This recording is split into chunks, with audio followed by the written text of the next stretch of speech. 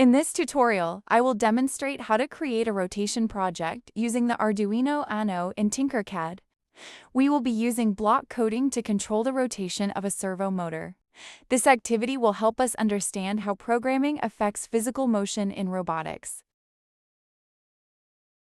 Let's begin by opening Tinkercad and creating a new circuit. From the components list, drag the Arduino and Uno onto your workspace next. Find and add a servo motor. This is the part that will rotate. Connect the servo's signal pin to digital pin 9 on the Arduino. Then connect its power pin to 5 volts and the ground pin to G&D. Double-check that all the wires are connected properly before moving on. Once our circuit is ready, click the Code button at the top right corner. Select the option for Blocks plus Text. This allows us to use block coding while still viewing the Arduino text code. Block coding helps beginners understand programming logic more visually. Now let's start building the program on the list of blocks. Drag out the Set Servo Angle block and choose pin 9. This tells the Arduino to send signals to the servo connected on that pin. Next, use a loop block to make the servo rotate continuously. We'll make it move from 0 degrees to 180 degrees. And then back again. This creates a smooth back-and-forth rotation. To slow the motion, add a wait block after each angle change. For example, wait 0.05 seconds between each step. This delay makes the rotation look smoother and more controlled. After finishing the code, click Start Simulation. You should see the servo rotating according to your block code if it doesn't move.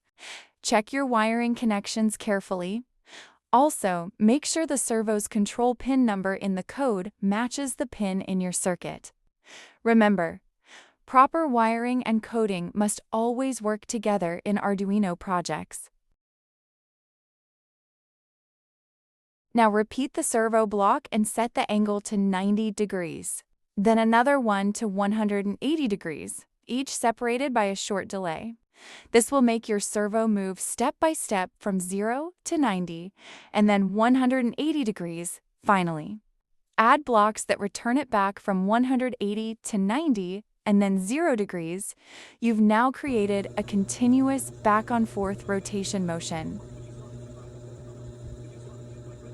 Observe how the servo motor rotates back and forth. This demonstrates how we can control motion in robotics through simple logic and programming. By adjusting the delay time and rotation angles, you can modify the speed and range of movement. This concept is used in many robotics projects, like robotic arms or sensor mounts. Once the code is ready, click Start Simulation. You'll see the servo motor smoothly rotate from 0 to 180 degrees and back again. If the motion is too fast or too slow, you can change the wait time in the delay blocks. This helps control the rotation speed and makes it look smoother. What's happening here is that the Arduino is controlling the servo by sending a series of timed electrical pulses.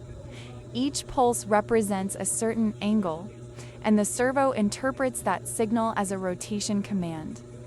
By looping through angles, we can make it continuously rotate back and forth. This type of control is used in many real projects, like robotic arms, sensors, and automated systems.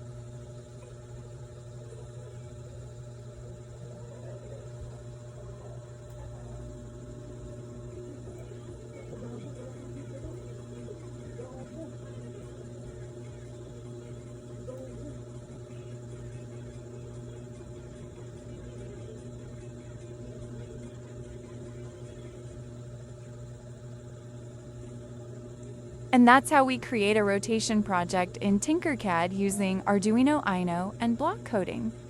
Through this activity, we learned how to control a servo motor and understand how motion is programmed.